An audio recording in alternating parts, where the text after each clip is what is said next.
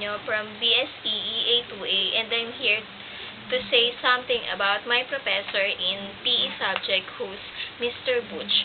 First is my impression. Nung nalaman kong siya yung magiging professor namin this semester, akala ko alam ko na yung what will be the flow of our whole semester with him. But as time goes by, nalaman kong hindi pala. He's better now compared to PE1, which is nung first year, first semester kami, kasi siya din yung professor namin sa dance. Mas makulit na siya ngayon. Sabi ko nga kanina, di ba, sa dance yung first year, first semester namin, pero hindi siya. Never siyang sumayaw nun. At ngayon, na sports kami, sumayaw siya nung first meeting namin, and I never expect that he can dance like what he does. At hindi lang siya sumayaw, umarte pa siya as tatay nung isa naming classmate na magbobote. Next is my learning experience. I've experienced to play table tennis and badminton in a right court with the right rules, etc. Kung sa akin lang talaga, first time ko talagang maglaro ng table tennis dahil kung gusto ko lang, hindi talaga ako maglalaro nun. Wala talaga sa loob ko yung paglalaro nun dahil hindi nga talaga ako marunong.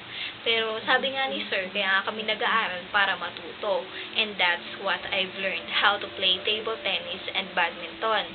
At sa katunayan nga, naging rank 1 pa ako nung tournament namin sa aming 4 na magkakagrupo. Natutunan ko yung mga rules, equipments, and history. Next is my suggestion. I suggest that he should be more strict.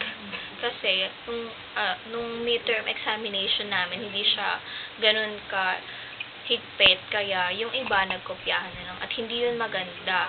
Kaya suggest ko na kailangan mas maging stricto siya para din sa mga magiging estudyante niya soon na maging independent, para hindi sila dumepende sa mga kaklase nila na may alam para makapasa dun sa subject na yon.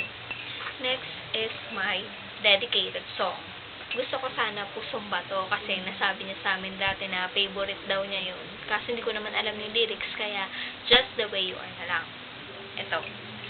When I see your face, there's not a thing that I would change, 'cause you're amazing, just the way you are. Yun lang. Thank you so much. O, sir, kumpleto yan. Impression, learning experience, what I've learned, suggestion, and dedicated song. Thank you.